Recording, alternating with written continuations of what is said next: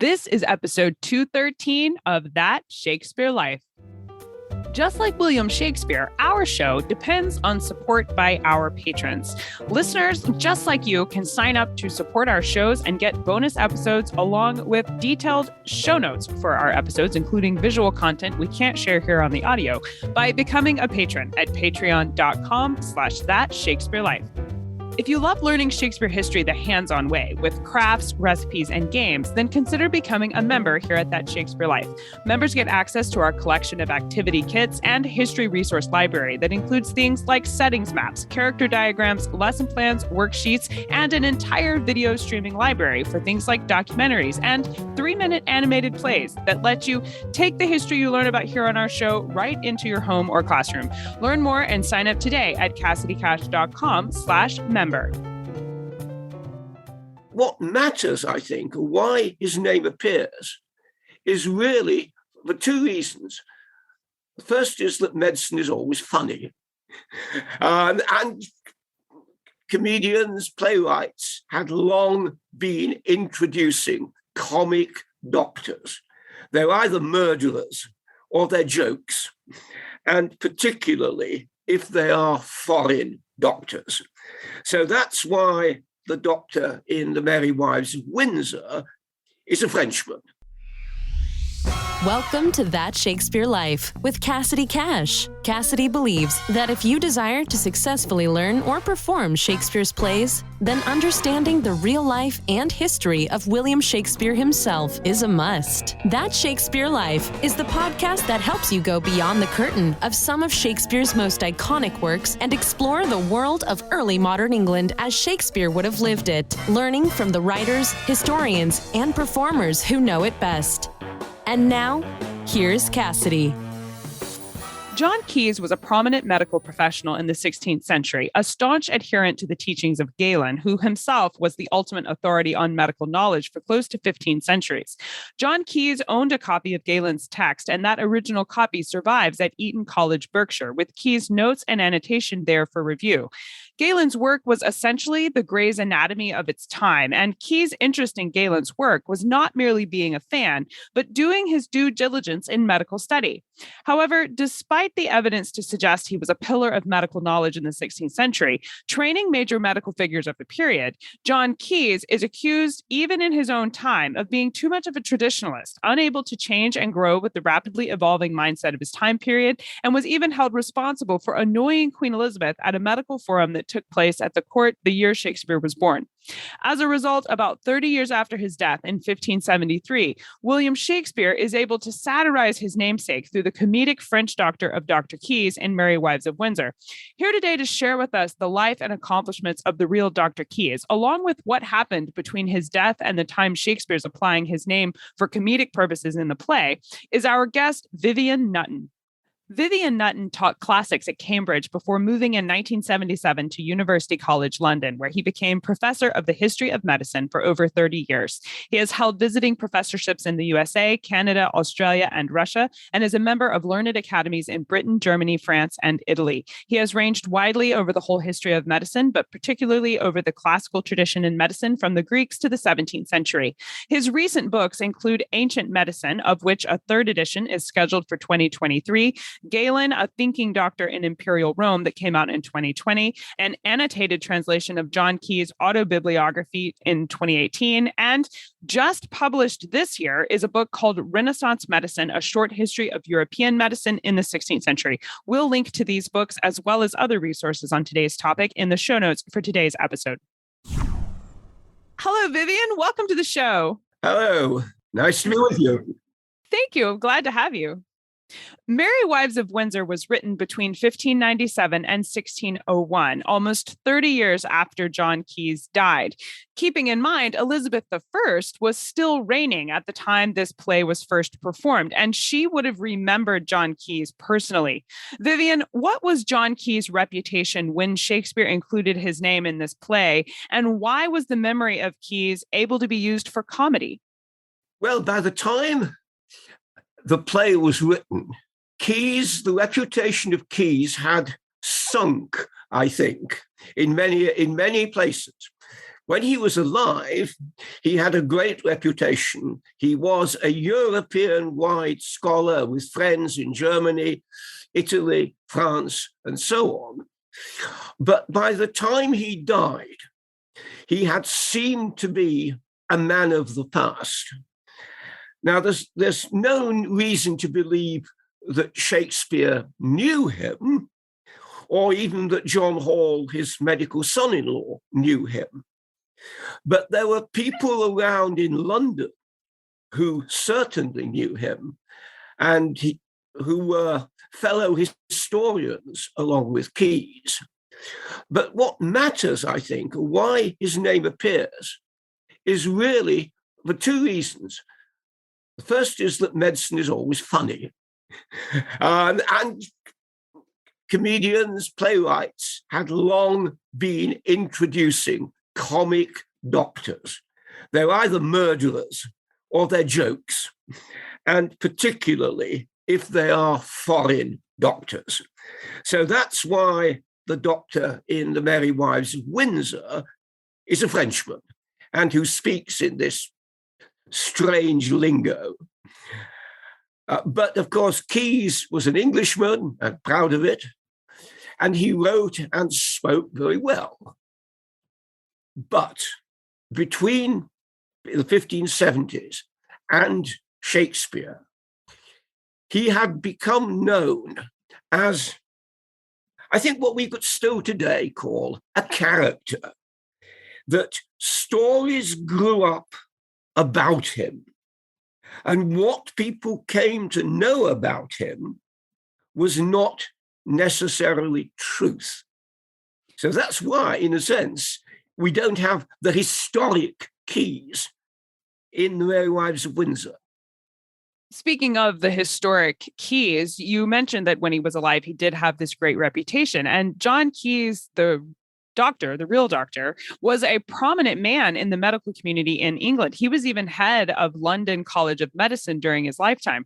How did John Caius come to be appointed to that position? Was he appointed by Queen Elizabeth? Oh, no.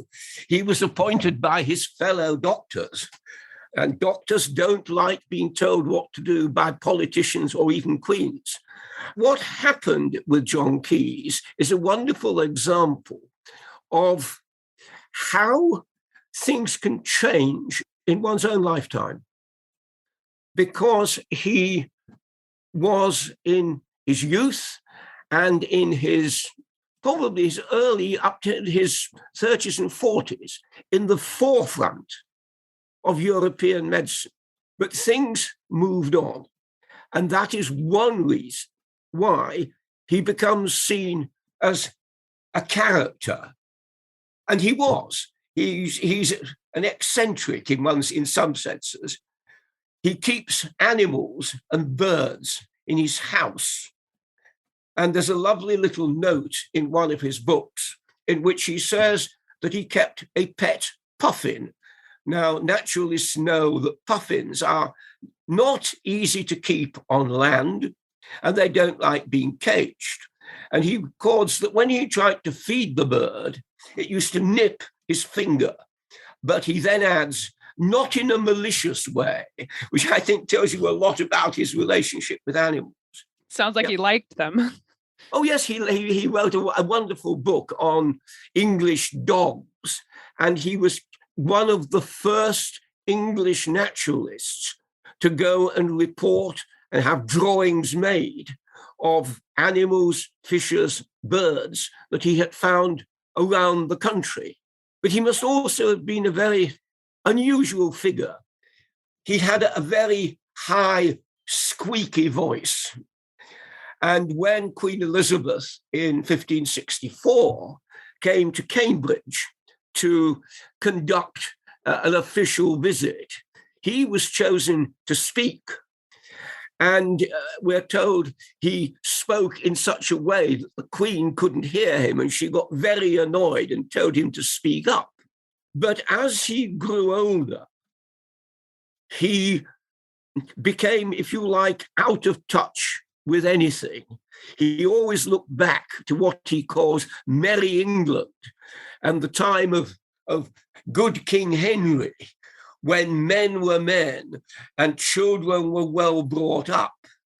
And in his treatise on the sweat, he explains why, unusually, it's teenagers and young men who fall ill rather than the elderly.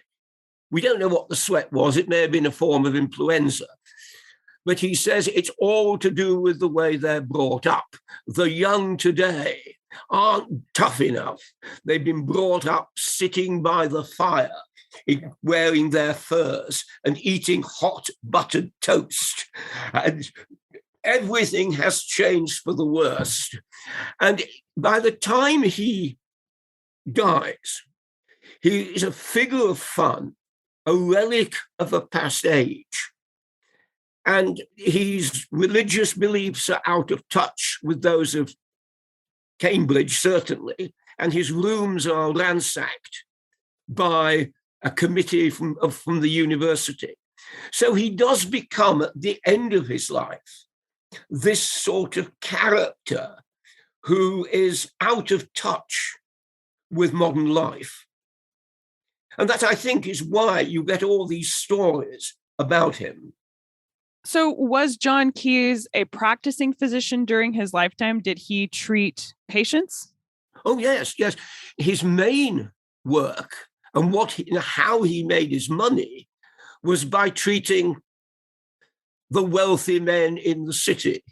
You might describe him today as a wealthy physician from Los Angeles or New York who treated the wealthiest people in the community.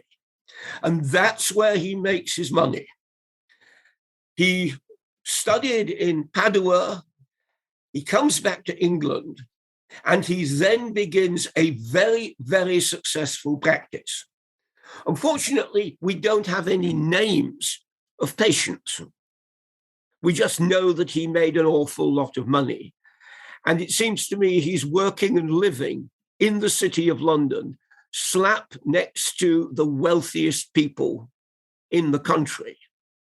And he's never slow to boast his own merits. When he comes to Cambridge, he tells his college, I'm going to be spending most of my time in London. And when he's there, admittedly, he seems to be continuing to treat patients until his death. At the University of Cambridge, there's a college named after Dr. Caius called Gonville and Caius College. Colloquially, it's known simply as Caius. They are in possession of a caduceus, or silver staff bearing the serpents and cross we associate with medicine today, that was given to them by John Caius. Vivian, what's the story of Caius giving this symbol to the college? Did Caius make this staff, and on what occasion did he present it to the college?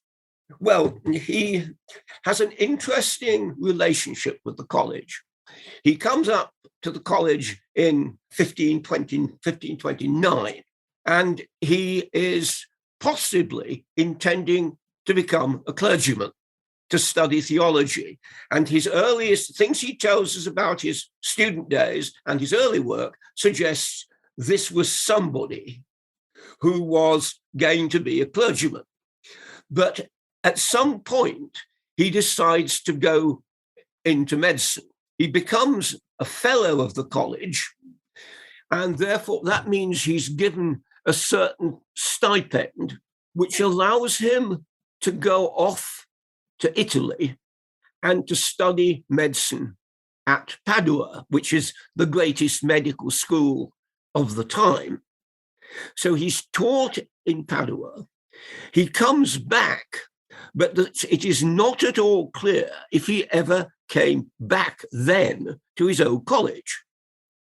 But he makes his money, and then he decides that he will have his own college. And he begins negotiating, firstly with some people in the college, and then with Queen Mary Tudor and her husband, King Philip of Spain. And he gets a new charter for the college in 1557. He then starts giving the college large amounts of land. And in 1558, he pays a visit to the college in which he formally hands over some deeds of land and has a great procession to the college chapel, in which he is preceded by the staff, the caduceus, the symbol of medicine, and a silver plate. They have a formal service. He goes back to the college, and he's rather pleased with the service, though he complains that it really was, nobody knew him, nobody remembered him, he wasn't entirely welcomed. And he goes off to London, but the next year, the college master dies. The college is in financial straits. The college is falling apart. And what do you look for? A nice big benefactor. And so he comes back as master and sets about restoring, rebuilding, reorganizing the college to fit his view of what a college should be. And that's the story behind the gift of the caduceus. He said that the occasion wasn't as good as he'd perhaps hoped because nobody remembered him. Well, I don't believe that. But certainly that he's then who asked to become master and then effectively takes over until his death. John Caius was the teacher of several men who would later become doctors in their own right. Are there notable physicians from this period that we know learned from John Caius? Strangely, no. We know of two pupils, or two people, we know of the names of two people who attended his lectures, one of them in Padua and one in London. The man in Padua, both of them are aristocrats. They're not medics. And curiously, the man who attends for almost 20 years his lectures in London was an MP for Warwickshire. So there may be a Shakespeare connection there. But what he did was really two things. The first was that he intended his college to be a medical college. Now, in England, and even more in Scotland, the numbers of medical students was extremely small. There was possibly one doctor of medicine in Cambridge, perhaps every 3 or 4 years. Oxford had even fewer. And although St. John's College, Cambridge, had been given a lectureship in physics, in medicine, it doesn't seem to have been put into action immediately. And Caius was intent on setting up a medical college. His statutes specify medicine as one of the things that people should study. And he got friends like Archbishop Parker to subscribe money for scholarships. So this is absolutely unusual. He also arranges for something that, again, was absolutely unusual in England and in many other places on the continent, which was that his college should have, by royal permission, 2 corpses every year that they could use to dissect. In other words, he's demanding that you see a dissection in college at a time when this was not so in the university. And one can also suspect that he is behind moves to introduce formal anatomies into the university. But he wanted his college to be a medical mecca, and it was. And the most famous student there was William Harvey, who saw dissections in college, and then, like Caius, went off to Padua. And there is a long tradition of medical teaching in Caius that is unsurpassed in any other college in the United Kingdom, almost until the 20th century. And it still is famous as a medical college. So that's the first aspect of his teaching. We don't know any of the people who heard him talk, but we know that he made sure that his college taught medicine and taught anatomy. And the second is his relationship with the barber surgeons. Henry VIII had allowed the foundation of the College of Physicians. And in 1540, he began supporting the move to have a college of surgeons in London. And this was agreed. So this is, Henry VIII sets up the two colleges in London, one of physicians, one of surgeons. And John Caius, probably almost as soon as he comes back from Padua in 1543 or 4, is appointed to teach anatomy to surgeons. And he teaches that for over 20 years. And so what he is doing is bringing into England the new, if you like, ideas about the importance of anatomy and ensuring that surgeons have the opportunity to learn, if you like, modern anatomy with dissections in London. So although we don't know the name of anybody who attended, or for certain, though we know something about members of the college, we can say he was responsible for the teaching of anatomy as a central feature. And that was something that wasn't true in many other parts of Europe. Some assumptions about the 16th century tend to group medical practice in general, and particularly the more dramatic treatments we know to be ineffective today, like bloodletting or the use of leeches, into a category of irrelevant, or worse, they are presumed to be largely ignorant.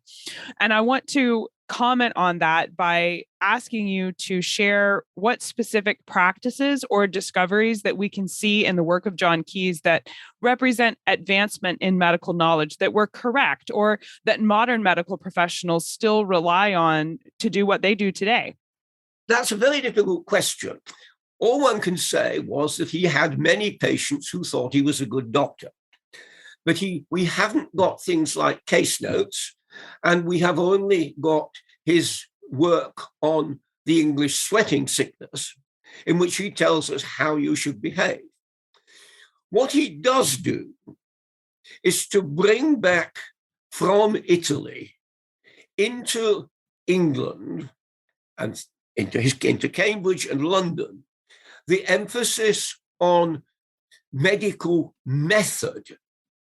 That is to say that one should think about medicine, one should know about how the body works, and one should argue and know these things. He had a huge library, and he offers a whole range of, at times, impossible ideas, but also he's demanding that you work from observation and then use all your, what we might call traditional learning as a doctor. He is absolutely fascinated by Galen, and he is the person who, if you like, transmits to England the new Galen. Galen had been a Greek physician, famous throughout the Middle Ages. But from 1490 onwards, people discovered that Galen's ideas had been misunderstood. And you had to go back now to the Greek words that were becoming available in Greek. And that was also Caius's passion, that he read Galen in Greek, He edited Galen, he translated Galen, he wrote about Galen. And classicists today are still dependent on him for some notes of manuscripts, which are now lost. So classicists like him. But this was fine in the 1530s. But by the 1560s, the weakness of always going back to antiquity was becoming acknowledged. And Caius does seem to me to be always looking backwards.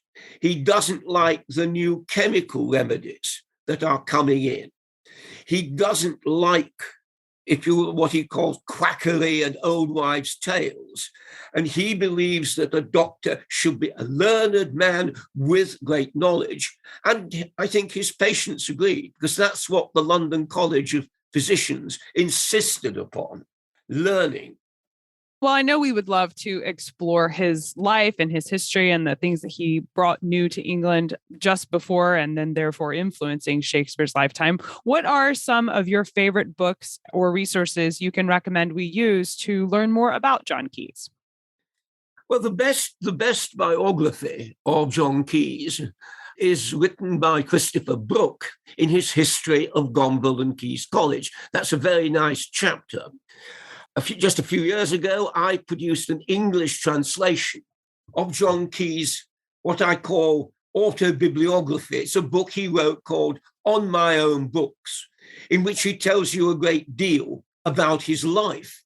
If you want to read about Elizabethan medicine in the time of Shakespeare, there's a book by Deborah Harkness at Yale called The Jewel House, which talks about science, including medicine, in Elizabethan England. But by far the best way of getting an idea about what it was like, and I always recommended this to my students, was to read a surgeon called William Clowes, that's Clowes. His works are available on the net, and who writes the most wonderful Elizabethan English, all about his opponents, life in Elizabethan London. And if you want to find out what it was actually like to be a doctor or a surgeon in London, you read William Clowes. And in 1948, there was a selection of his writings, edited by a man called Noel Pointer, which is also available on the web. And read that, it's short, and you have a wonderful vision of what English medicine and English surgery was like. Those are excellent resources. Thank you so much for suggesting them. We will link to all of these resources directly in the show notes for today's episode. So make sure you hang on for the link for where to find those. Now, Vivian, we ask everyone this next question here at That Shakespeare Life, and that's, what's the one book you would take with you on a deserted island? My friends in England tell me I'm supposed to allow you the complete works of Shakespeare and a copy of the Bible. So your choice would be in addition to those. I thought about this a lot. I used to tell my pupils, a good book is one you can always come back to and find something new and interesting. And the book I would want is by a Frenchman called Fernand Braudel, and it's called in English, The Mediterranean World in the Time of Philip II. It was a French thesis originally written when Braudel was in jail in 1943. And it was then published in France, translated into English, and is a wonderful survey of the Mediterranean world, from what it means to have mountains, rivers, woods. What are people trading? What are they doing? What evidence do we have for how people lived? And finally, at the end of 2 volumes, there's just a very short section on Philip II. But it's the first big book that talks about, if you like, ecology and history. So that's the book I would have. I've got a lot to read in it. That sounds like a fascinating choice. I think you'd be well set up on your desert island with that selection. So what's next for you? What are you working on now that you're excited about? Well, I'm finishing a third edition of my book called Ancient Medicine. After that, I don't know. I've got a choice of doing a little book on Vesalius, the great anatomist and the fabricator, or of re-editing into English a work by Galen called On My Own Opinions. And I'll do them both, possibly. And there are a few other things I've got to do. I want to write a paper on the development of, for instance, the scientific study of folk medicine, which doesn't begin, as most people think, in the USA, but it begins in late 19th century Russia, which has a wonderful story linked to Russian expansion in Siberia and in Kazakhstan and so on. So I've got plans for the future. That all sounds fascinating. We'll look forward to seeing your new projects when they come out. Thank you so much, Vivian Nutton, for being here today and walking us through the history of John Caius. This really helps us understand the play Merry Wives of Windsor so much better. And I appreciate you having this conversation with us. This was fun. Thank you for being here. Thank you. Be sure to leave us a comment and rating on your favorite podcast platform to let other listeners know where they can learn something new about Shakespeare. Inside our show notes for today, we have packed all the links to the resources that we talked about during our episode with Vivian. You can see links to his work as well as all of the other bonus resources that he mentioned, including the notes from the 16th century surgeon that shares with you what it was like to actually be in medicine during Shakespeare's lifetime. So make sure you visit the show notes to find all of these things at CassidyCash.com/episode 213.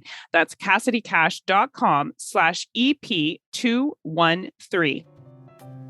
Our show is supported by listeners just like you who sign up to be our patrons. If you enjoy the history we bring to you here each week, then please consider supporting our show. Patrons get access to detailed show notes and bonus episodes. Learn more and sign up today at patreon.com/thatshakespearelife. If you enjoy connecting with a community of like-minded Shakespeareans who think quill pens and doublets and exploring the speeches of Shakespeare's plays are just as much fun as you do, then consider becoming a member here at That Shakespeare Life. Our membership community is where we have created digital history activity kits that let you take crafts, games, and recipes from the life of William Shakespeare and try them out for yourself at home with video tutorials, step-by-step instruction guides, and printable worksheets that let you take the activity to the kitchen table with your family or into the classroom with your students so that you can learn history the hands-on way. If this sounds like fun to you, then explore all of the benefits of being a member at CassidyCash.com/member. That's CassidyCash.com/member. That's it for this week. Thank you for listening. I'm Cassidy Cash, and I hope you learned something new about the Bard. I'll see you next time. Bye-bye. Thank you for listening to That Shakespeare Life. As always, the best conversations happen after the episode over at CassidyCash.com. Become a part of a vibrant Shakespeare conversation by adding your voice over at the website. Until next time, remember, when you want to know William Shakespeare, you have to go behind the curtain and into That Shakespeare Life.